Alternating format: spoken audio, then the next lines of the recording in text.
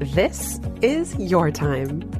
How can we earn twice as much in half the time with joy and ease while serving the highest good? That is our guiding question here at the Free Time Cafe, your home for heart-based business. I'm your host, Jenny Blake. Join me for conversations with authors, friends, and fellow business owners as we explore ways to free your mind, time, and team to do your best work. Now, on to today's show. Welcome back, Free Timers. Let's dive into part 2 of our episode 200 milestone. Today we're on 202 with 20 more permission slips for you.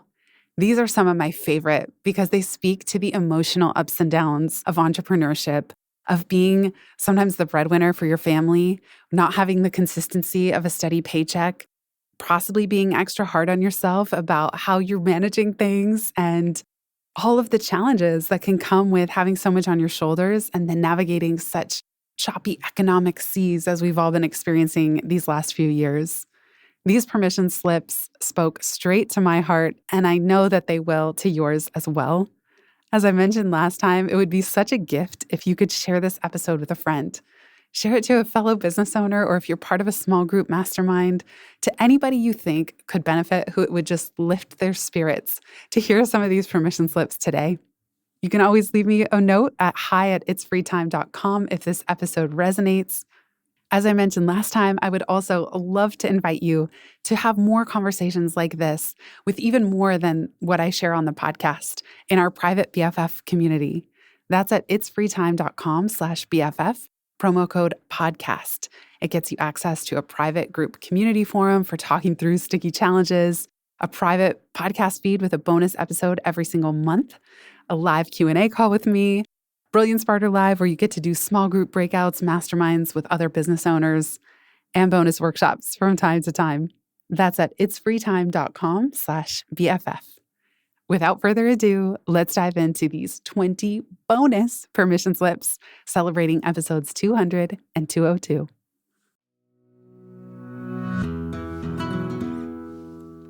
If you could give fellow small business owners permission to do something differently or drop something altogether, what would it be? It's permission to be finite. It's permission to say that you are never going to get everything done.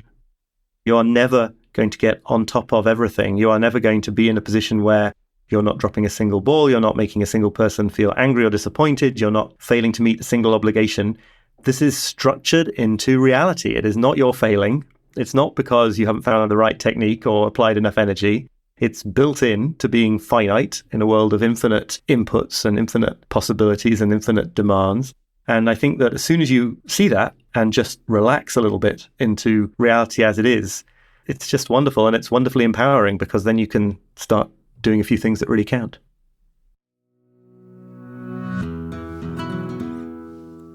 Instead of measuring the day by how productive you were and how much you ticked off a to-do list, really experimenting with those different measures that we spoke about. So can you be more creative with how you judge the day? Can you make it more expansive? Can you be more curious about things? And can you sort of see that sometimes it's the internal accomplishments that can be the most important? Sometimes it is that moment of connection that's the most important, or that moment of idleness, and just doing the day differently in the sense of not trying to optimize it, but to occupy it and to really embrace it for whatever it was.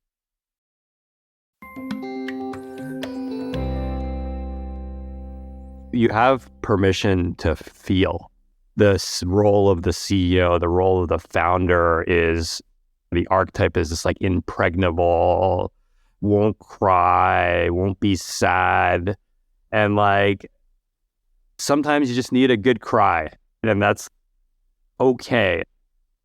Your humanity in the situation is not at odds with what you want to be as a CEO, as a founder. They are perfectly intertwined. Whatever human need you have, whatever emotional need you have permission to feel it, to experience it, to talk about it, because we all know that keeping it bottled in is not going to work.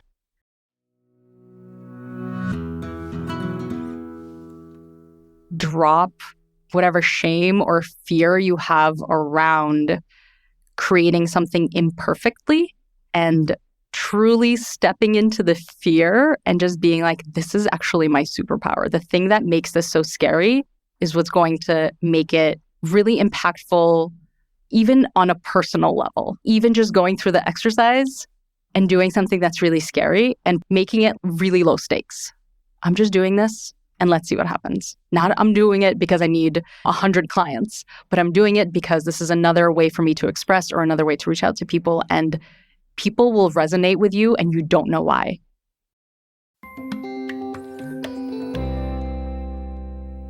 Allow the thing that you seek to create be as much a manifestation of the essential nature of who you are as it is a mechanism to fill what you perceive to be a viable need in a marketplace. Because you can follow the ladder and build something that's, quote, successful, and then end up realizing in hindsight that you have just recreated constraints to your life, to your happiness, to your love, to your true success that you never intended to, even though outwardly, you've got all the trappings of a successful, thriving company. Allow your own well-being, your own sense of fulfillment to have a seat at the table of what you're building.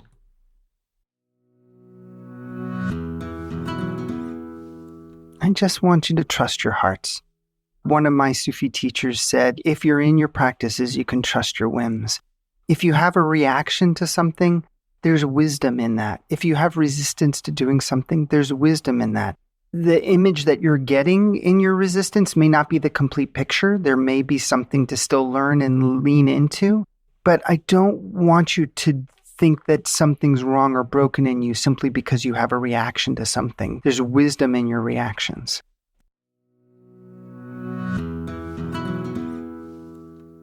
If you were to do something differently, for those of you that I call like the giants in the world, understand that whatever you want wants you to. So it doesn't have to be either or, it can be both and. Look at what's working for you and lean more into that unapologetically. Allow yourself to explore new possibilities. Keep what's working, but if it's not working, sometimes we get so busy that we just drag a bad situation on.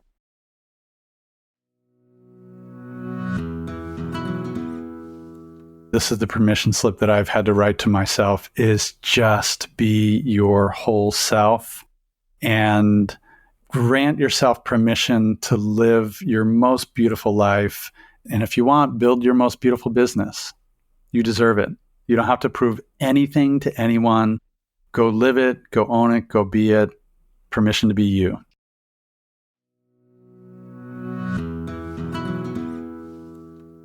I want you, dear listener, to have permission to do the thing that your soul is calling you to do and to create it in a way that supports you. Because again, this is no joke, Jenny. I read your book within this last year, but I have been creating it in the way that you presented it for the last 10 years. And that book had so many God hugs. Like if I showed you my copy, I literally put hashtag God hug on so many places. Do business in a way that actually feels good. So many self-employed people, we are creeped out by the way marketing has been done, the way business is done. There is so much evidence, and we see it around us. People are choosing who to do business with because of how they feel about that business more than ever before. Not from their brain, not from a logical sense. What I always say is that nowadays, you don't get hired because you're the best at what you do. You get hired because people feel like they get you and that you get them. They have an energetic quality to the relationship. Do business in a way that really feels heart-centered, purpose-driven, and right for you.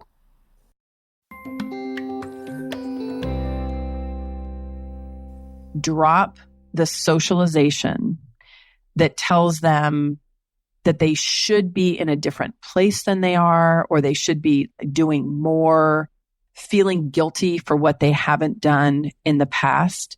The shame that builds up around making a plan and committing to do it, and then life intervenes and not doing it, and carrying that forward is just absolutely unhelpful. If it's important for you to get things done, to create things and make meaning in the world and purpose in your life, it will help you more on a daily basis. It's helpful to just take a quiet moment, take a deep breath, and just release and drop anything that you didn't do and look forward with optimism into the day based on where you're at, how you feel, and what's available, and say, how can I be the most strategic? How can I be the most joyful about what I'm doing? That ultimately is going to lead to more fulfillment and more creation than harboring all that crappy shame and fear and guilt. We'll be right back just after this.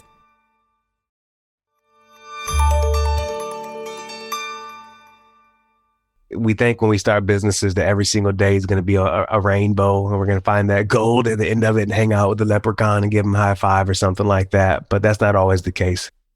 Most times it's going to be a blue collar kind of day. It's going to be working a shift kind of day. There will be those glimmering lights when all is magical and it feels great. And I'm so glad I'm following my passion. What we have to do every single day is recommit to what's most important. We have to remind ourselves why we decided to choose the lane that we're in. Again, we always in society, we talk so much about how important it is to commit. I agree, commitment is important.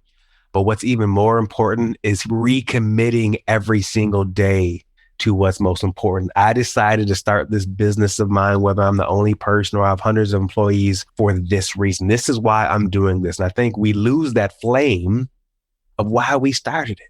When we forget about that moment, when we had that inkling of an idea, when we first started jotting out some notes on a Google Doc or in a notebook of why we wanted to take this risk, when everybody said you're crazy for leaving that great job to start this other thing. So in those moments when you're wavering or it's not the perfect day, I just invite you to remind yourself why you're doing it.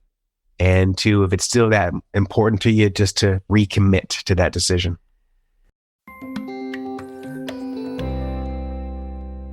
It's that scolding voice in your head. I used to have it. I worked very hard over many years to get rid of it.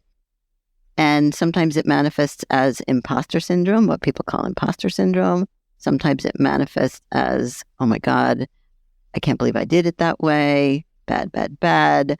Or even seeing something as a failure. I had a client yesterday say to me, I failed at this. I'm like, I don't see it that way. I don't think so. Let's look at it a different way. So just this idea of stop with that voice. Everyone has their own version of it, and you know it when you hear it.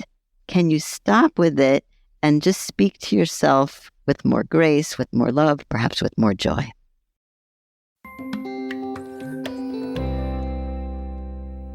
Here's the permission I'd love to give all of the business owners listening.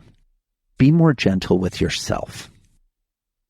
The number of second chances you give to customers, the number of third chances, fourth chances, fifth chances, the number of second chances, third, fourth, fifth that you give to your employees, to the people you do business with, I'd be willing to guess pales in comparison to the number of chances you give yourself before you pile on heaps of judgment, heaps of self-criticism. It is really, really difficult to run your own business. I say that as somebody who's been doing it for 20 years. It gets easier, kinda, but it also gets harder, right? I think if we were more gentle with ourselves, it would allow us to serve our customers and our employees even better. And so that's the permission I'd love to give everyone.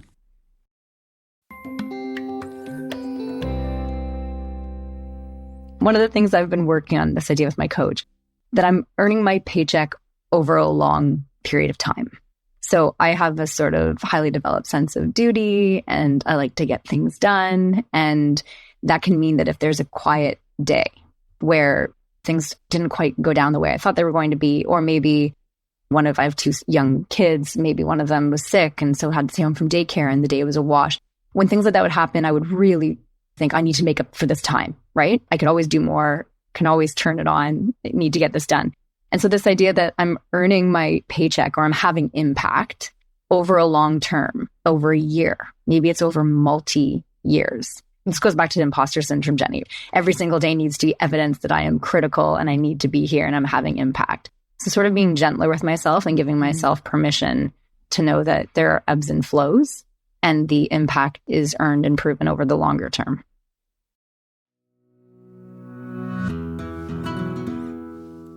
The permission that I want people listening to this to have is that it's okay to literally just take a breath and think about the present moment. And when you're on the floor playing with your kids or playing with your dog or out and spending time with friends or whatever, you don't need to think about all the things that you need to do next because you'll get that done. You're going to get it done, right? We're all professionals. We all have businesses. We all handle it. And so you don't need to always be thinking about it. It's okay to just be present for this moment.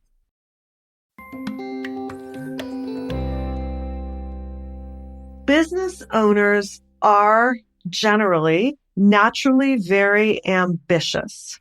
They have plans, they have goals, and they are really good at achieving them. That comes with a downside in that most business owners also, when they don't achieve at the level they think they're supposed to, they can kind of beat themselves up. They can have inner dialogue that has a lot of self-blame in it or a lot of kind of self-disappointment or something. And I want people to really know that your compassion, especially your self-compassion, must exceed your ambition if you're an entrepreneur, if you're a business owner. It must. Otherwise, you will torture yourself. Otherwise, you actually won't have the emotional stamina to thrive in your business. The way you have to deal with disappointment is to be able to tell yourself, it's okay, I'm human. Humans make mistakes. Humans can't hit the jackpot every time. Even the best teams don't win the championship every year. And that's okay. It doesn't take perfection to be extraordinary. I give you permission to fail. Perfectionism is the biggest thing that stopped me from starting back in the day. And it's often the permission to fail that moves a person forward because that's how you learn. There's no better learning than failing because that helps you understand which direction not to go. And if you're anything like me, grew up in the 80s and 90s school, it was all about getting the best grades. It was all about getting into the right college, and a failure would have just been the end of the world. But now I've had to deal through and fight through that conditioning, and now I appreciate the failures. And I look to get to the point where I'm close to failing. I don't try to fail, but I put myself in a position that if I were to fail, I know that I'm going to grow on the second iteration and the third iteration. So I give you permission to fail.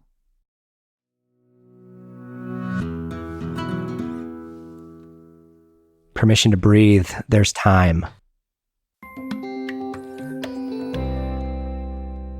I didn't know what you were going to share out of the book, but I felt a collective exhale for myself. I'm sure people listening right now, business owners, they equally have exhaled because so many of us business owners doing our own thing, providing for our families. If a check shows up every 2 weeks or not, it's on us. There's no guarantee. You gave us all permission to say, it's a lot sometimes.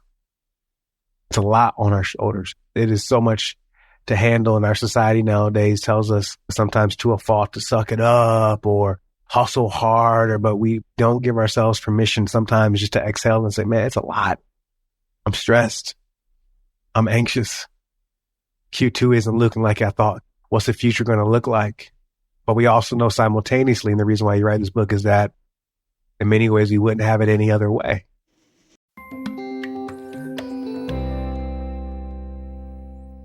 That's a wrap. I hope you enjoyed these 40 plus permission slips from previous free time guests. It has been such a joy to chat with every single one of them, and the greatest gift to know that you are here listening week after week. Thank you so much for being here. Thank you for making this show what it is. Thank you for the motivation that you give me to keep going week after week, producing this podcast and everything else in the free time universe. I wouldn't be doing any of it without you. Thank you so much for being here, for helping spread the good word about this podcast or this episode in particular. It means the world to me. And if you don't already have it, make sure you grab your copy of Free Time. Lose the busy work, love your business. Have a beautiful rest of your day. If you've listened this far, you get a gold star. Thank you. Word of mouth is the most joyful way we can grow this show, and it helps us land interviews with the luminaries and insightful guests that you would most love to hear from. Please send this episode to a friend who might find it helpful. And for show notes and related links from this episode, visit itsfreetime.com. While you're there, make sure you're subscribed to the Time Well Spent newsletter. You'll get instant access to my tech toolkit, a continually updated list of all the software I use, along with the total monthly spend to run my business, where no one works full-time, even me. Visit itsfreetime.com/join. Remember, you are running the show. It's time for radical reimagining, and everything is up for grabs. Let it be easy, let it be fun, and build with love.